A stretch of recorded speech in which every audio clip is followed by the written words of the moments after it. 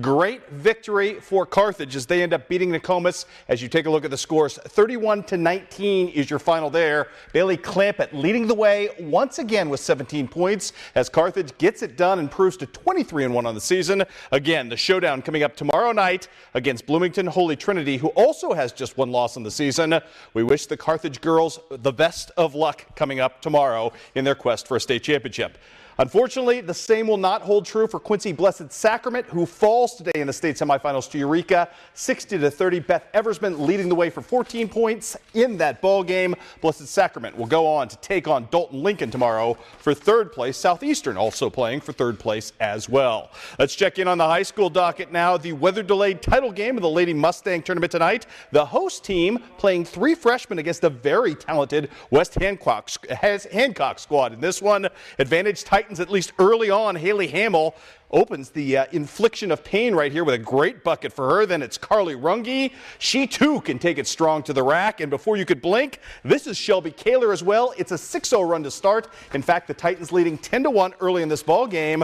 But Unity would recover and recover nicely in this one. Maggie Bowles would spin, separate, and score right here to get her team back within 5.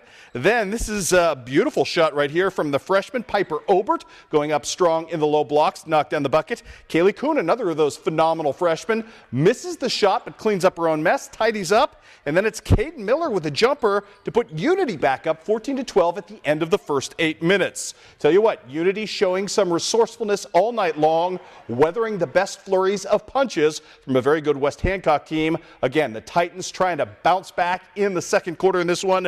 Great pass right here from Allison DeWald, hooking up with Carly Runge, who gets the great take to put her team back up in this one. Just too much unity down the stretch in this ball game. Maggie Bowles had 12 points in the day to lead her team to a title on its home floor. Final count in this one in favor of the Lady Mustangs, 47-40. Third place game, interesting as well in this one. Some nervous moments late for Kyle Ellison, and the Highland Cougars had as much as a 16-point lead.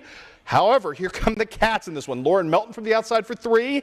Then it's Michaela Robbins with a miss, and following up with her own make from the same distance from the same spot. And then Alexis Christensen, what had been a 16-point lead on this bucket, cut down to 53-52. Western making a valiant run in this one. The Cougars, though, too strong down the stretch. They go on a 7-0 run, all of it at the charity stripe to clean this up. It was Casey Hinkle here with 4 of those free throws, and Amber Garner with 2 more to help her team to victory tonight as Highland hangs on to win this one. Final count was 60-52. Also want to pass along your 5th place score from that tournament tonight. It was Brown County knocking off Payson. Final count in that one was 68-14.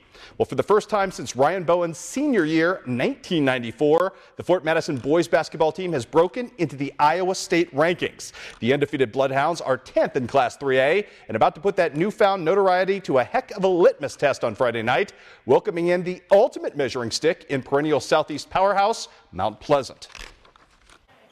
They're kind of the gold standard in our conference the last 5 or 6 years, and they have won the conference for I think 6 years in a row. Been to the state tournament 4 years in a row. Been to won a state title 2 years ago.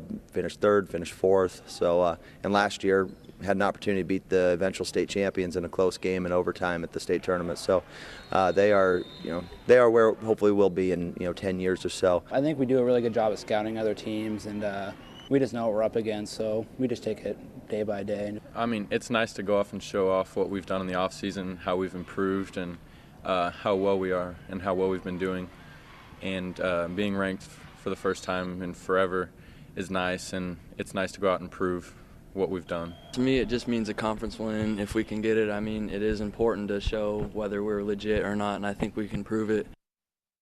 Obviously, that chance coming up on Friday. Later this week, we'll talk about the rise of the Bloodhounds, and particularly the rise of that young man, Miles Winseen, who's become one of the best guards, not only in our area, but maybe in the state of Iowa. All of that coming up later this week. Lots of basketball ahead. One thing that doesn't show up on a stat sheet, they're fun to watch, too. They are incredibly fun to watch. Put a lot of points on the board. Great group of young men. Sure. All right. Thanks, Chris.